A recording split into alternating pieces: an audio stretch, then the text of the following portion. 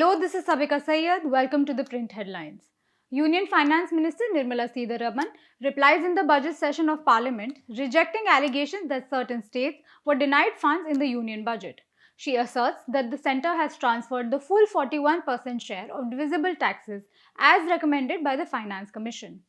Leader of opposition Rahul Gandhi alleges the government has sold Bharat Mata through the India-US interim trade deal, calling it a wholesale surrender that compromises India's energy security and farmers' interests.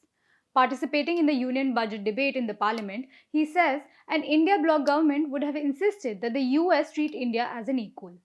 Parliamentary Affairs Minister Kiran Rijiju alleges Rahul Gandhi's Lok Sabha speech is full of lies and says the ruling alliance will seek to expunge the remarks from the House records. He says members will move a notice before the chair seeking authentication of the claims that were made.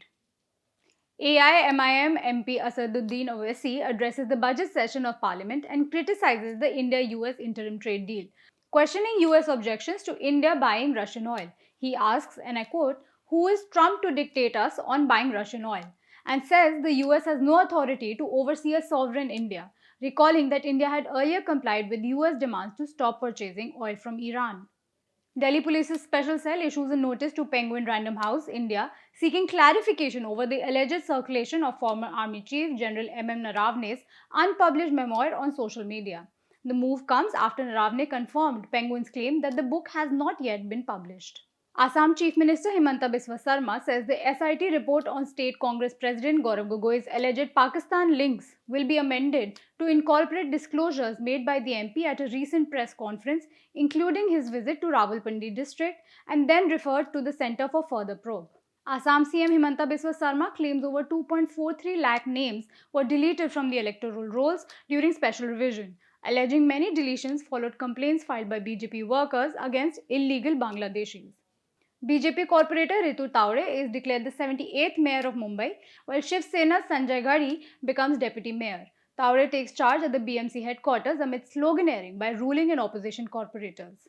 Maharashtra Chief Minister Devendra Fadnavis says a crucial DGCA probe is underway into the plane crash that killed Deputy CM Ajit Pawar, urging that conclusions be drawn only after the investigation ends.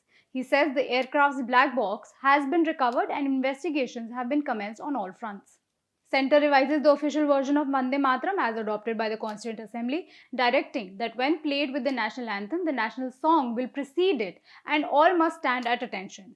The opposition accuses the BJP of rewriting history.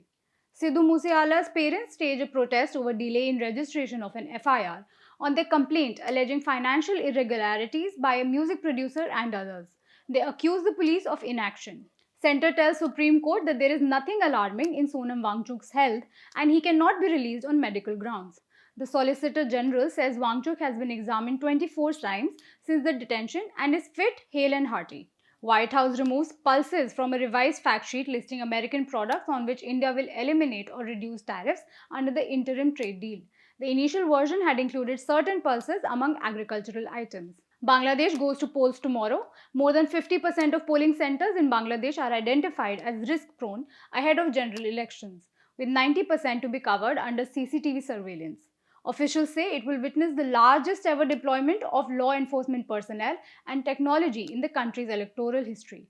9 people are killed and at least 25 injured in shootings at a school and at a home in British Columbia, Canada. The suspect is found dead at the school with a self-inflicted injury. Acting ICE Chief Todd Lyons defends his officers before the US Congress following the deaths of 2 protesters, saying the agency will not be intimidated as it carries out President Trump's mass deportation plans. US Federal Aviation Administration halts all flights to and from El Paso International Airport for 10 days under a flight restriction order citing unspecified special security reasons.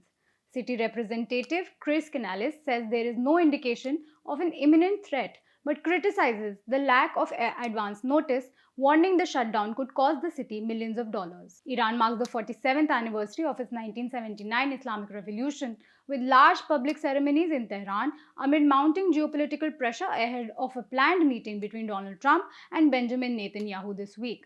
President Masoud Pezeshkian calls for national unity against external threats. South Africa beats Afghanistan after 2 super overs in a T20 World Cup thriller. Rahmanullah Gurbaz hits 3 sixes in the second super over, but Afghanistan falls short as South Africa clinches a dramatic win. Norwegian biathlete Sturla Holm Lagerud apologizes again after admitting infidelity following his bronze medal win in the men's 20 kilometers event at the Winter Olympics. Calling it the worst week of his life, he says the controversy overshadowed his teammates' triumph, while his former partner says the situation is hard to forgive. That's all we have for you today. We'll be back tomorrow with the latest.